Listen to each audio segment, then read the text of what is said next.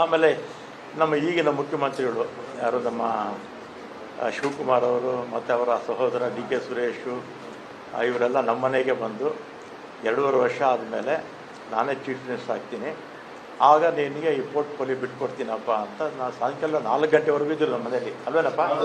ಸಂಜೆ 4 ಗಂಟೆವರೆಗೂ ನಮ್ಮ ಮನೇಲಿ ಇದ್ದರು. ನೀವು ಮಾಧ್ಯಮದವರೆಲ್ಲ ಇದ್ದೀರಿ, ಅವತ್ತು ಎಲ್ಲ ನಮ್ಮ ಮನೆ ಮುಂದೆನೇ ಇದ್ದರು. ನಾನು ಆಯಿತು ಅಂತ ಸುಮ್ಮನೆ ಆದೆ.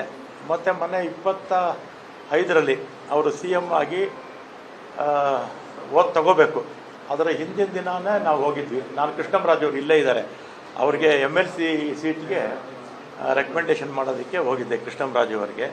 ಆಮೇಲೆ ಕೃಷ್ಣರಾಜ್ ಅವರು ಅವ್ರ ವಿಚಾರ ಮುಗಿದ ಮೇಲೆ ನಾವಿಬ್ಬರೇ ಪರ್ಸ್ನಲ್ಲಾಗಿ ಕೂತಿದ್ದಾಗ ನಾನೇನು ಇವ್ರನ್ನೂ ಯಾರು ಶಿವಕುಮಾರ್ ಅವ್ರನ್ನೂ ಕೂಡ ನಾನು ಮಂತ್ರಿ ಮಾಡ್ಕೊಳ್ಳಿ ಅಂತ ಕೇಳಲಿಲ್ಲ, ಅಥವಾ ಸಿದ್ದರಾಮಯ್ಯನವ್ರ ಹತ್ರ ಹೋಗಿ ನಾನು ಮಂತ್ರಿ ಮಂಡಲದಲ್ಲಿ ಸೇರಿಸಿ ಅಂತ ಹೇಳಲಿಲ್ಲ, ಅಥವಾ ಹೈಕಮಾಂಡ್ಗೆ ಹೋಗಿ ನನ್ನ ಮಂತ್ರಿ ಮಾಡಿ ಅಂತ ನಾನೇನು ಕೇಳಿರಲಿಲ್ಲ.